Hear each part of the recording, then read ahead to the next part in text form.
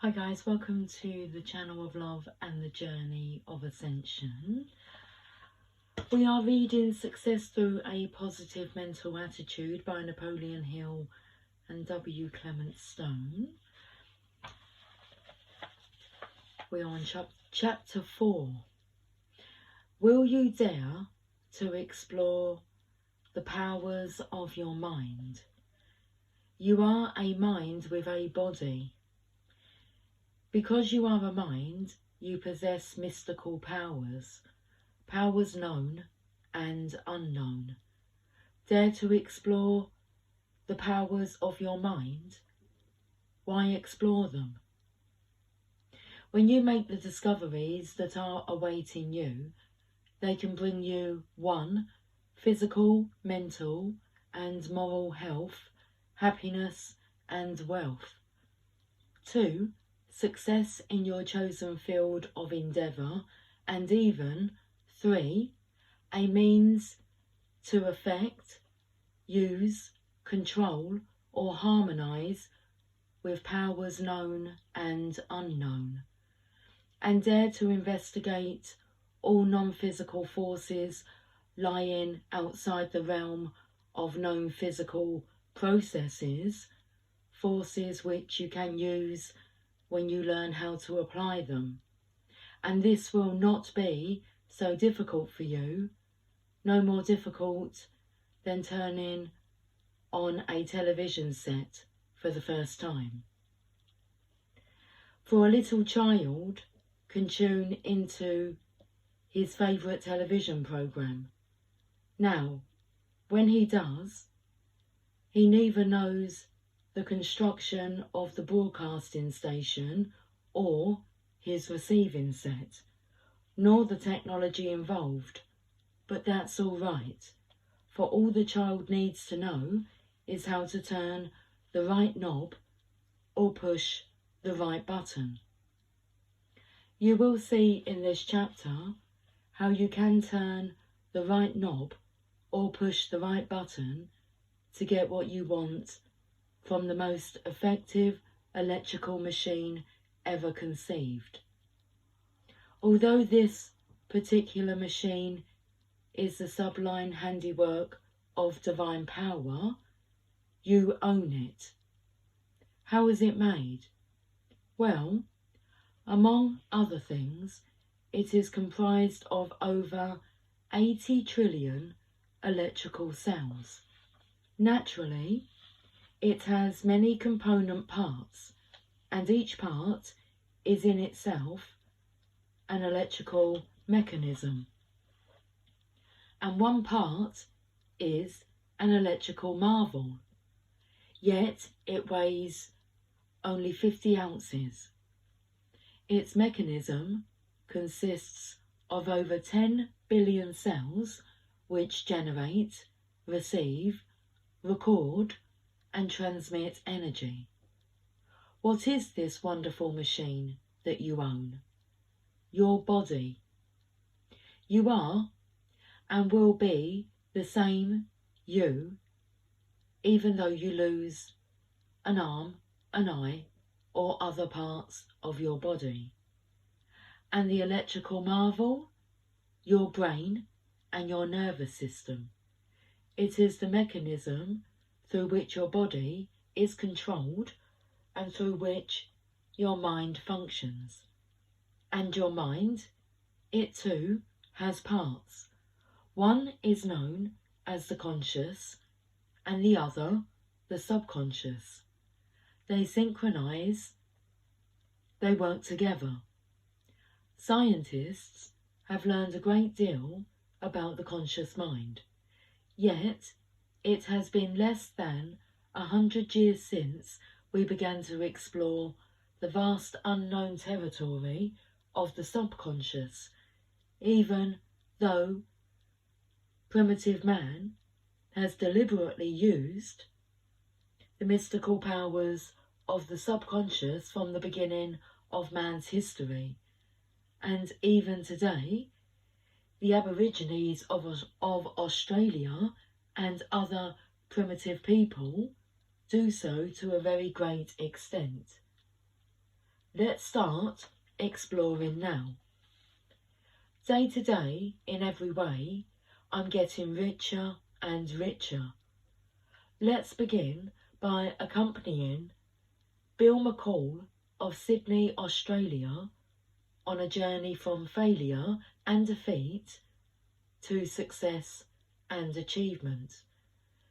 It was at the age of 19 that Bill started a business of his own, hides and skins. He failed. At the age of 21, he ran for federal Congress. He again and again, he failed. Now it seems that instead of crushing him, these and other defeats motivated this young Australian to develop inspirational dissatisfaction. So he began searching for rules of success. You see, Bill McCall wanted to be rich, and he thought he could find rules for acquiring wealth in inspirational books. Therefore, while checking the inspirational book section of the library, Bill became intrigued by the title Think and Grow Rich. He borrowed the book and began to read. He read it once, and then he read it again. And even though he read it the third time, Bill McCall was unable to understand exactly how he could apply the principles whereby some of the richest men in the world acquired their wealth. He told us, "I was reading Think and Grow Rich for the fourth time while walking leisurely along a business street in Sydney. And then it happened. It happened suddenly. I stopped in front of a meat market window and glanced up, and in that very fraction of a second, I had a flash of inspiration." He smiled as he continued. "I exclaimed aloud, 'That's it, I've got it.' I was startled at my emotional outburst. So was a lady who was passing by. She stopped and looked at me in amazement. I hurried home with my new discovery." He continued seriously. "You see, I was reading chapter 4 entitled Auto-Suggestion. The subheading was The Medium for Influencing the Subconscious Mind. Now, I remember that when I was a boy, my father read aloud from Emily Coué's little book, Self-Mastery Through Conscious Auto-Suggestion. He then looked at Napoleon Hill and said, 'It was you who pointed out in your book that if Emily Coué was successful in helping individuals avoid sickness and in bringing the sick back to good health through conscious auto-suggestion, auto-suggestion could also be used to acquire riches or anything else one might desire. Get rich through auto-suggestion.' That was my great discovery. It was a new concept to me." McCall then described the principles. It almost seemed as if he had memorized them from the book itself. "You know, conscious auto-suggestion is the agency of control through which an individual may voluntarily feed his subconscious mind on thoughts of a creative nature, or by neglect, permit thoughts of a destructive nature to find their way into the rich garden of his mind.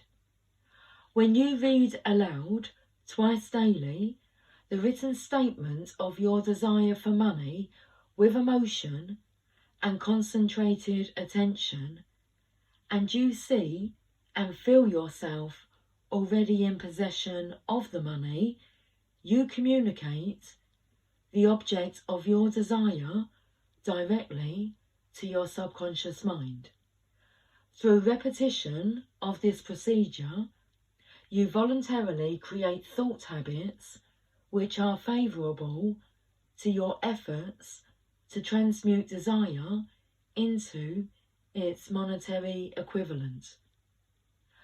Let me say again, it is most important that when you read aloud the statement of your desire through which you are endeavouring to develop a money consciousness, you read with emotion and strong feeling. Your ability to use the principles of autosuggestion will depend very largely upon your capacity to concentrate upon a given desire until that desire becomes a burning desire. When I arrived home, out of breath for running, I immediately sat down at the dining room table and wrote, "My definite major aim is to be a millionaire by 1960. Still looking at Napoleon Hill, he continued, "You mentioned that a person should be specific as to the amount of money he wants and set a date." I did. Now, the man to whom we were talking was not the young Bill McCall who failed at the age of 19.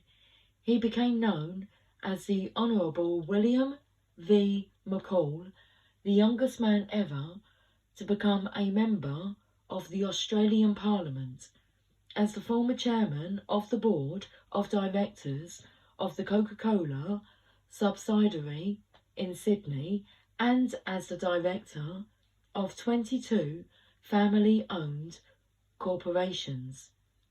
And as to riches, he became a millionaire, and quite as rich as some of the men he had read about in the book from which he got the inspiration to explore the power of his subconscious mind with self-suggestion. Incidentally, he became a millionaire 4 years ahead of schedule.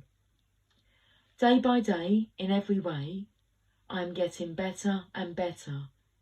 You will note we use the word self-suggestion as being synonymous with the term conscious autosuggestion used by Emily Coué. McCall remembered that when he was a boy, his father had benefited from a great discovery found in a book of his day, a discovery that every man, woman and child can effectively employ when he finds it for himself. Like Bill McCall and his father, you too can properly employ the power of conscious autosuggestion. Now, conscious autosuggestion was revealed to Emily Coué because he dared to explore the powers of his own mind and the mind of others. Before he made his great discovery, he used hypnosis to cure the physical illnesses of his patients. But after making his great discovery, which was in reality based on a simple natural law, he abandoned the use of hypnosis. And how did he find and recognise this natural law? Emily Coué's great discovery was made when he found the answer to some questions he asked himself.